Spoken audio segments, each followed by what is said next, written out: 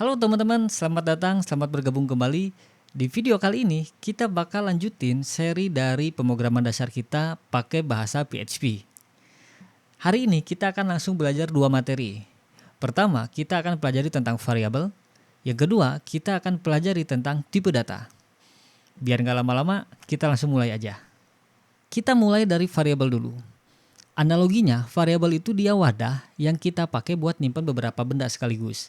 Nah, kalau konteksnya di bahasa pemrograman, variabel itu sama. Dia wadah yang kita pakai buat nyimpan beberapa informasi. Bentukan dari informasinya itu nanti kita bahas dia sebagai tipe data. Kayak gitu ya. Di setiap bahasa pemrograman, sama, mereka juga punya yang namanya variabel. Cuman rules-nya beda-beda teman-teman. Bahasa pemrograman PHP juga sama, dia punya beberapa rules yang harus teman-teman ikuti kalau mau bikin variabel. Pertama, variabel di dalam PHP itu harus diawali dengan tanda dolar. Yang kedua, harus diikuti dengan huruf atau tanda underscore. Gak boleh pakai angka teman-teman. Yang ketiga, gak boleh ada spasi. Tapi kalau misalkan nama variabelnya itu lebih dari satu kata, teman-teman bisa pakai dua gaya penulisan. Yang pertama kita sebut dengan camel case. Yang kedua kita sebut dengan snake case. Yang terakhir, setiap teman-teman bikin variabel di dalam PHP, maka secara otomatis variabel tersebut bakal bersifat case sensitif. Maksudnya kayak gini, jadi case sensitif itu semuanya harus sama persis teman-teman. Huruf besar kecil dan simbol yang dipakai terus gaya penulisan harus sama persis, nggak boleh beda.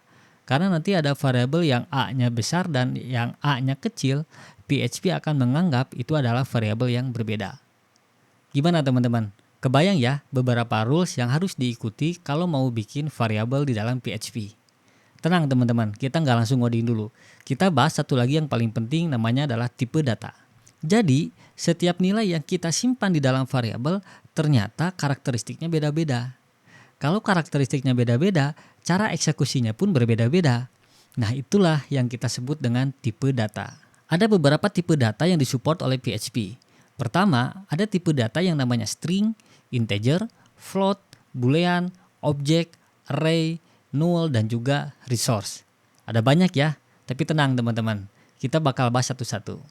Oke, jadi sekarang kita bakal coba bikin variabel dengan tipe data yang beda-beda. Terus juga nanti kita bakal coba panggil nilainya teman-teman. Pertama kita start dulu variabel dengan tipe data string. Misalkan saya tulis seperti ini. Nilai dari string itu wajib diapit di dalam tanda kutip teman-teman. Contohnya kayak gini. Kalau misalkan saya mau bikin umur gitu ya. Tinggal bikin umur kayak gini. Terus teman-teman tulis 20. Setiap nilai di dalam variabel tanpa kutip 2 itu berarti dia bukan string. Berarti kemungkinan tipe data yang lain. Nah kalau sekarang yang saya contohkan, ini tipe datanya adalah integer. Jadi integer itu adalah sebuah tipe data yang nilainya itu bisa bilangan negatif, bilangan positif, dan juga 0 teman-teman. Jadi nggak ada koma-komanya ya. Contohnya kayak gini. Next saya bikin kayak gini. Variabel dengan dua kata dengan gaya penulisan camel case, kemudian tipe datanya adalah float. Contohnya kayak gini. Tinggi badan sama dengan 170,5 gitu ya. Nah kayak gini teman-teman. Jadi di satu script yang tadi saya buat, kita langsung belajar dua hal. Pertama, kita belajar gimana cara nulis nama variabel kalau lebih dari satu kata, pakai gaya camel case. Camel case itu berarti kayak punuk unta teman-teman. Huruf pertamanya kecil, di kata pertama lalu kata selanjutnya diawali oleh huruf besar. Kalau tiga kata berarti kata ketiga sama diawali oleh huruf besar, kayak gitu. Terus yang kedua, di sini saya punya variabel namanya adalah tinggi badan. Yang dimana tipe datanya adalah float teman-teman. Tipe data float itu artinya tipe data yang bukan bilangan bulat, artinya bisa bernilai desimal teman-teman. Nah setiap tanda desimalnya itu kita nggak pakai tanda koma, tapi pakai tanda titik, kayak gitu teman-teman. Contoh saya bakal bikin satu variabel lain dengan gaya snake case ya. Contohnya kayak gini.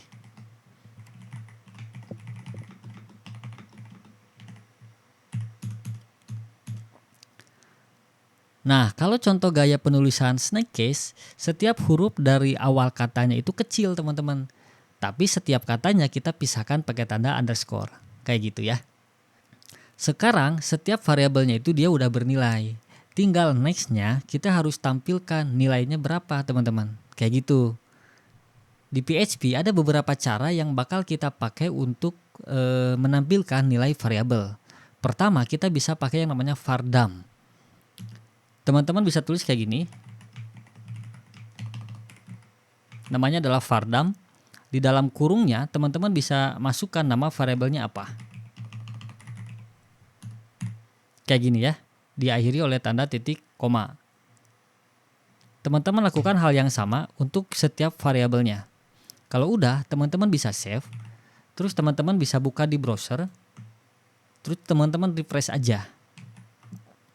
Nanti dia bakal tampil kurang lebih sama seperti ini teman-teman. Artinya apa? Kalau kita pakai vardam, ternyata bukan cuma nilai variabelnya yang bisa kita cetak, tapi tipe datanya juga ketahuan ya.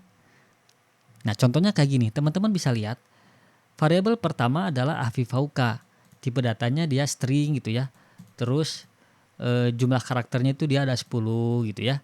Kemudian tipe data kedua adalah angka 20. Tipe datanya integer gitu ya. Begitu seterusnya teman-teman. Itu kalau kita pakai yang namanya vardam. Ada lagi selain vardam, kita pakai perintah yang namanya echo. Contohnya kayak gini. Teman-teman bisa langsung tulis aja echo nama variabelnya apa gitu ya. Udah beres teman-teman. Teman-teman tinggal cek hasilnya. Terus teman-teman refresh. Tuh, langsung muncul nilai baru di sini teman-teman. Jadi udah kelihatan ya bedanya apa. Kalau pakai echo itu tipe datanya nggak ditampilin. Jadi langsung nilainya dikeluarin teman-teman. Dan biasanya untuk mencetak nilai itu kita pakai echo. Kalau vardam kita gunakan untuk mode debugging teman-teman. Atau pengecekan dulu gitu ya. Perintah echo juga bisa digabung dengan HTML teman-teman. Contohnya kayak gini. Kalau saya tulis di sini H1 gitu ya. Yang dimana teman-teman udah tahu. Kalau H1 itu di dalam elemen HTML berarti kan dia hurufnya besar terus dicetak tebal gitu ya. Nah, kita bisa tulis nama variabelnya di sini. Kayak gitu, teman-teman. Nanti otomatis hasilnya teman-teman bisa lihat. Nah, efek dari elemen HTML-nya ikut dicetak juga, teman-teman. Keren ya? Oke, sekarang kita bakal coba pakai perintah echo untuk bikin satu kalimat yang panjang teman-teman. Yang dimana nilainya itu kita ambil dari variabel yang udah kita bikin tadi. Contohnya kayak gini. Saya bikin BR dulu ya supaya dia nge-create baris baru teman-teman. Saya bisa tulis kayak gini teman-teman.